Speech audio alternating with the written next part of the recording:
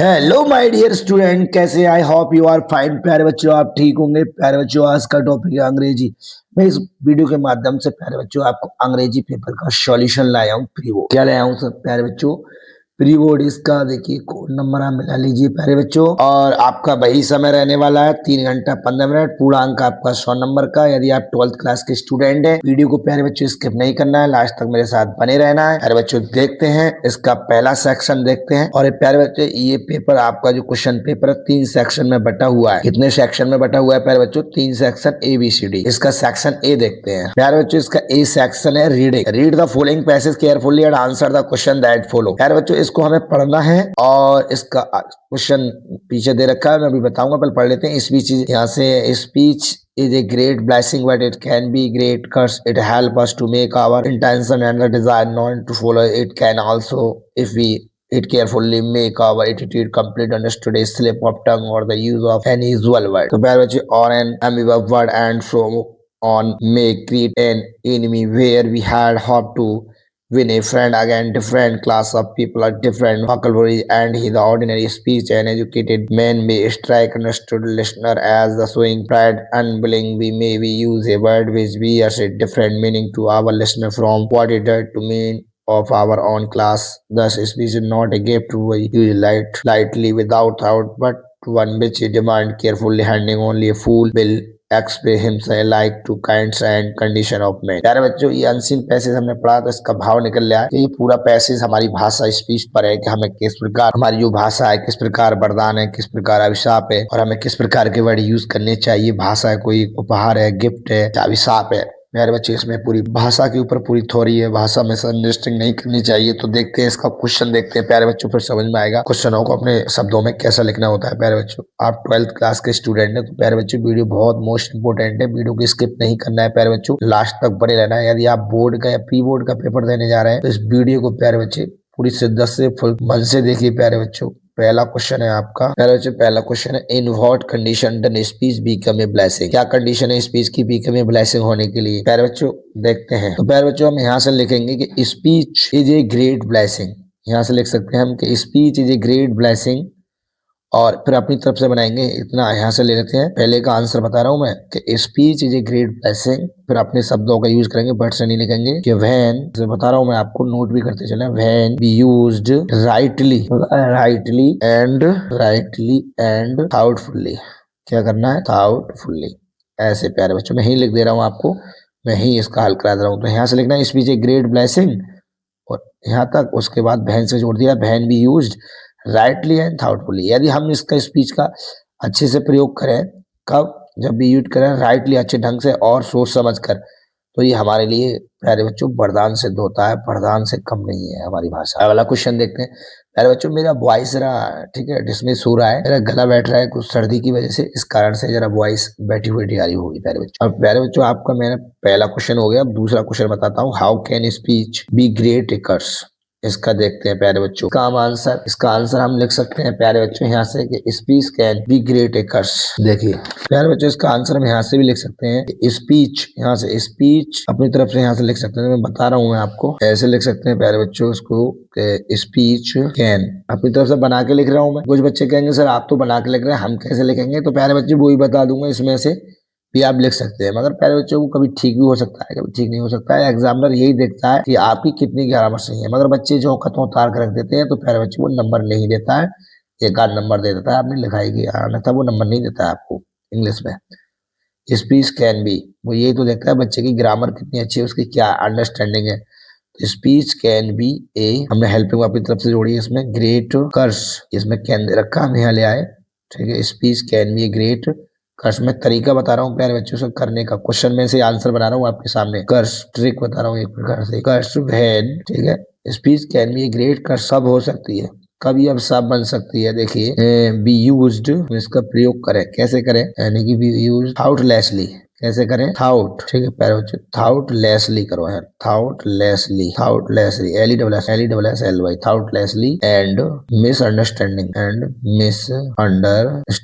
ये हो गया प्यारे बच्चे पूरा वर्ड, एंड मिसअंडरस्टैंड ऐसे हो गया। तो प्यारे बच्चे अगर हम किसी भाषा ग्रेट कर जब होगी जहाँ उसका यूज बिना सोचे समझे करेंगे और बिना, ठीक है, तो हमारी भाषा एक अभिशाप का रूप लेगी, अभिशाप के प्रति सिद्ध होगी। तो प्यारे बच्चों, इसे अपने शब्दों में लिखना बहुत जरूरी होता है कि why should be use word carefully. तो बी यूज वर्ड केयरफुल्ली, हमें है शब्दों को अच्छे से क्यों ध्यानपूर्वक प्रयोग करना चाहिए, तो क्योंकि हर शब्द का मीनिंग क्या होता है, अलग अलग होता है, कहीं कहीं कहीं होता है। तो हम ऐसे कर सकते हैं कि बी शुड बी यूज, हम यहीं लगा सकते हैं, यहीं से क्वेश्चन ले सकते हैं। प्यारे बच्चों देखो, we should use words carefully, मैंने अभी क्वेश्चन में से ही आंसर बनाया है प्यारे बच्चों। We should use words carefully because, हमें क्यों करना चाहिए केयरफुल्ली, क्योंकि क्या होता है भैया, डिफरेंट मीनिंग रखता है। इसमें दिया है ने, डिफरेंट है ना, डिफरेंट जो वर्ड्स होते हैं डिफरेंट मीनिंग रखता है। डिफरेंट, मैं ही हल कर देता हूँ, different words have different meaning, ठीक है, meanings to different classes of people। प्यारे बच्चों, क्या है कि we should be use word carefully में, क्योंकि डिफरेंट वर्ड जो होते हैं वो हैव डिफरेंट मीनिंग रखते हैं। विभिन्न प्रकार के शब्द विभिन्न प्रकार की मीनिंग रखते हैं, और विभिन्न प्रकार के जो वर्ग के लोग होते हैं उसका मीनिंग भिन्न समझते हैं।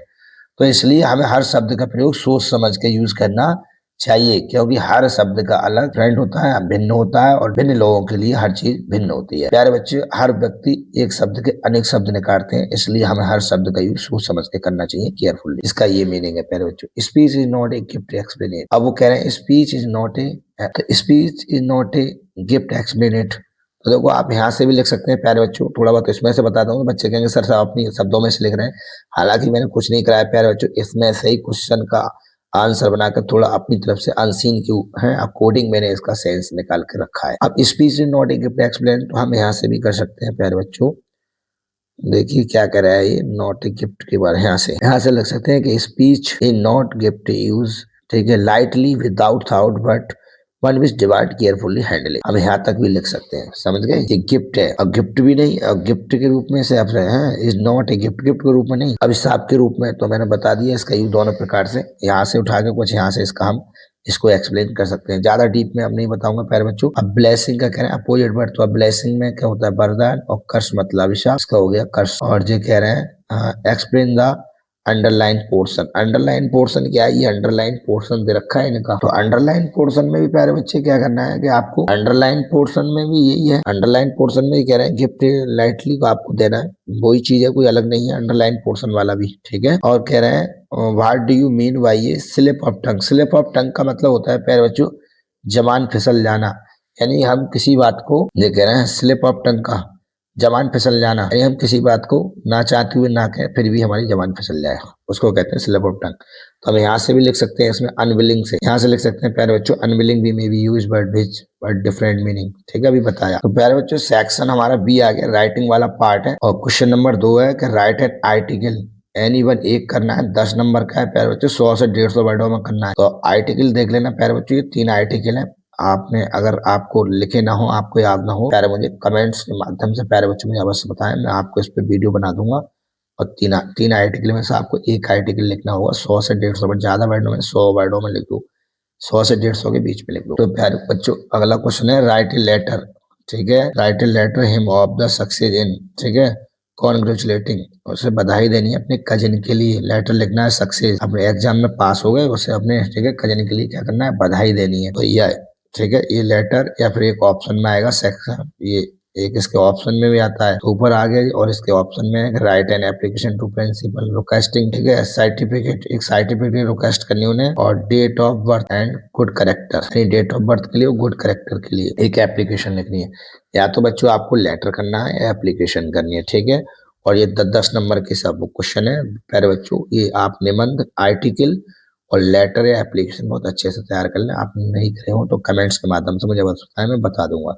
अब प्यारे बच्चों सेक्शन सी देखते हैं, choose the correct option to answer the following. ये कह रहे हैं the person who does not believe in the existence of God is called, ये वन वर्ड आ गया प्यारे बच्चों, जो भगवान में विश्वास नहीं रखते वो होते हैं नास्तिक, तो नास्तिक को कहते हैं इंग्लिश में एथिस्ट। अगला क्वेश्चन है प्यारे बच्चों, the phrase to call name means, इसका मतलब हुआ गलत सलत कहना, यानी कि एब्यूज गाली करना आता है, इसमें है एब्यूज, ये वाला सही होगा प्यारे बच्चों, जो होगा द एंटोनियम फॉर हुम, ठीक है, हुम्बल एज, इसका विलोम शब्द क्या हो गया? प्राउड, मतलब होता है विनर्व, इसका मतलब होता है घमंडी। The synonym of for honest का क्या सिनोनिम होगा? इसका होगा truthful. Fourth sentence argument below नीचे दें, करेक्ट विच वन में एक करेक्ट करना है। प्यारे बच्चों आपको ये सब ग्रामर चल रही है, देखिए फोर्थ सेंटेंस दे रखे हैं, फोर्थ सेंटेंस नीचे प्यारे बच्चों इसमें 4 सेंटेंस इधर रखे आपके फोर्थ सेंटेंस, एक हमें एक करेक्ट करना है, वन एक करेक्ट कह रहे हैं, करेक्ट विच वन एक करेक्ट है प्यारे बच्चों, एक करेक्ट सेंटेंस है वो देखना है, तो आपका वन इज इनकरेक्ट, इसमें एक इनकरेक्ट है, बकाया ये भी करेक्ट है, ये भी करेक्ट है और ये इनकरेक्ट है और ये भी करेक्ट है, तो ये है प्यारे बच्चों इनकरेक्ट छांटना है। फोर्थ सेंटेंस आगे below correct which one is incorrect, ठीक है। इनमें जो वाक्यों में दिया है वो इनकरेक्ट ये है क्योंकि एन आ गया स्कूल से पहले, ठीक है, ये आना चाहिए। तो प्यारे बच्चों 5वां क्वेश्चन देखते हैं, change in anyone of the following indirect speech.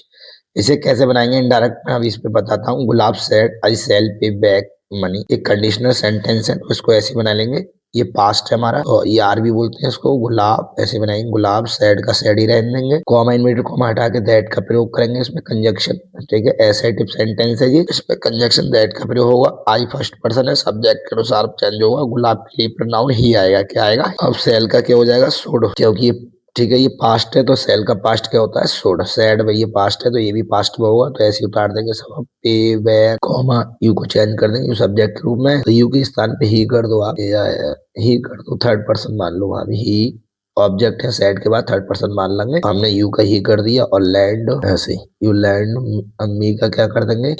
Him, और नेक्स्ट का क्या कर देंगे? फॉलोइंग भी। ये बन गया प्यारे बच्चों आपका इनडायरेक्ट। नीचे वाला कैसे बनेगा? नीचे वाला बिस्ट में बनेगा, हालांकि अब एक बना लिया, दूसरे बनाने की आपको कोई आवश्यकता नहीं है। अगला देखिए प्यारे बच्चों, combine any of the one direct as directed, ये आपको सिंपल बनाना है, she went to Delhi, she went to there to see, ऐसे सिंपल बनाना है। इसमें प्यारे बच्चे इन्फिनेटिव मिल गया, तो इन्फिनेटिव मिल गया तो सिंपल ऐसे बना देंगे, तो इसको तो पूरा ऐसे कॉपी कर देंगे कि सी वेंट टू देहरादून, ऐसे टू से जोड़ देंगे, टू सी हर सिस्टर, ये प्यारे बच्चों सिंपल बन गया, यहाँ हमने टी से जोड़ दिया क्योंकि वो देहरादून पहुंची और उसने अपनी सिस्टर को दे। ये इन कॉम्प्लेक्स बनाना है तो कॉम्प्लेक्स ऐसे बना दो, इसके बीच में क्या लगा देंगे? दैट, ऐसे उतार दो, it is certain that he is guilty, बस एक करना है, हालांकि दूसरा भी एक करना होता है आपको, मगर आप कमेंट्स कर लेना प्यारे बच्चों, मुझे मैं बता दूंगा, पूरी ग्रामर आपको समझा दूंगा। अब दूसरा है ये, आप डिग्री बनाइए, इसकी क्या कह रहा है? ऐसे डिग्री पॉजिटिव डिग्री और या पैसे, पैसे बना लो प्यारा, पैसे आपको बहुत सिंपल पड़ेगा डिग्री अपेक्षा। बनाते हैं नेशनल एंथम, ये ऑब्जेक्ट है, ये वर्ब है, तो इसको ठीक है, ऑब्जेक्ट को क्या बना लेंगे? Subject. The national anthem past indefinite है तो क्या लगाएंगे? सिंगुलर वाज, का थर्ड फॉर्म होगा शन बाई द चिल्ड्रन। ये प्यारे बच्चों आपका बन गया। अगला क्वेश्चन देखिए, D correct any of the following sentence, ये दो वाक्य दें, एक करेक्ट करना है, कोई सा भी कर लो। इसमें यूनिवर्सिटी से पहले प्यारे बच्चों एन नहीं आता, ए आता है, इसमें ये गलती है, और ये सन है, ठीक है, सन के पहले द आएगा, ये ठीक है, ब्रह्मांड की चीज है, द सनराइज, ईस्ट दिशा है, दिशा से पहले भी क्या आएगा? द डायरेक्शन, और ये बेस्ट, इससे पहले दोनों करेक्ट हो गए, ठीक है।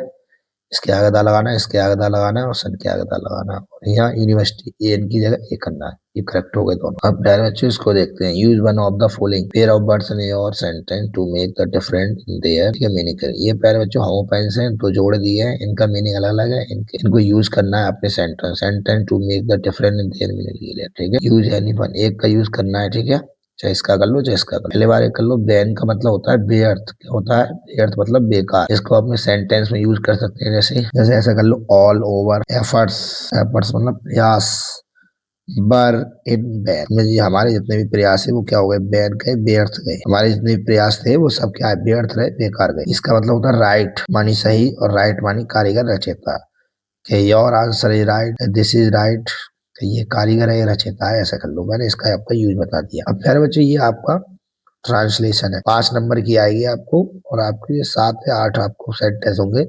इसे चलो बनाते हैं। भारत एक महान देश है, यानी सिंपल सेंटेंस है, प्रेजेंट का सिंपल सेंटेंस है विदाउट एक्शन प्यारे बच्चों, इंडेफिनिट नहीं है, सिंपल सेंटेंस है विदाउट एक्शन। भारत एक महान देश है, तो कैसे बनाएंगे प्यारे बच्चों? इंडिया इज, ठीक है, ग्रेट कंट्री, तो बना देता हूँ, चलो यही है, इंडिया इज ग्रेट कंट्री। प्यारे बच्चों साथ के साथ इसे करते चलो, देख लो, समझते चलो, और लिख भी लो कॉपी पे। इस देश का कीड़ा भी रेशम पैदा करता है, यानी इस देश का कीड़ा भी रेशम पैदा करता है, तो कीड़ा को कहते हैं वार्म। वार्म लगा दो, द वार्म, कॉमन नाउन है तो द लगा दिया, द वार्म ऑफ दिस, इस देश का, the warm of this country, the warm of this country क्या करता है?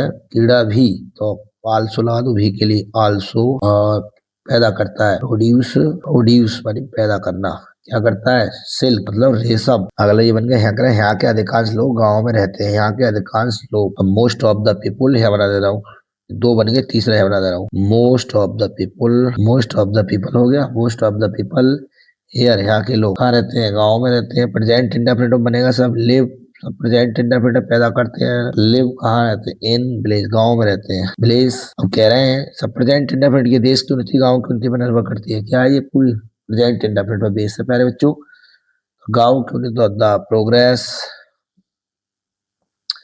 प्रोग्रेस मतलब उन्नति, the progress of the country है, देश की उन्नति, देश की उन्नति, गाँव के देश की उन्नति लिखेंगे, द प्रोग्रेस ऑफ, ठीक है, country, the progress of the progress of the लगा दो, the progress of the country depends on, ये बना रहा हूँ, द ऑन द, क्या डिपेंड्स करती है, on the progress, on the progress of the village, यानी कि भैया गांव का जब विकास होगा तभी देश का विकास होगा, गांव की उन्नति होगी तभी देश की उन्नति होगी, जब गांव समृद्ध होंगे तभी देश समृद्ध होगा। और क्या निर्भर करती है, अब देश के अधिकांश गांव आत्मनिर्भर हो गए हैं, अब देश के गांव आत्मनिर्भर हो गए हैं। तो प्यारे बच्चों ऐसे हम इसे बनाते चलेंगे, ज्यादा लंबा वीडियो हो जाएगा, मैं ज्यादा बनाऊंगा तो, हालांकि आप ऐसे बना देंगे। अब गांव के देश है, now must of the villagers place of country have become self, ठीक है, सेल्फ रिलेंट, ऐसे बना देंगे। तो प्यारे बच्चों इस प्रकार आप बनाने की कोशिश करना, सब प्रेजेंट इंडेफिनिट है, इसमें वोकैबुलरी बहुत मोस्ट इंपोर्टेंट होता है प्यारे बच्चों, बार याद होनी चाहिए। प्यारे बच्चों अगला क्वेश्चन है आपका सेक्शन डी, इसमें लिटरेचर है, देखो सदाऊ वाला क्वेश्चन है,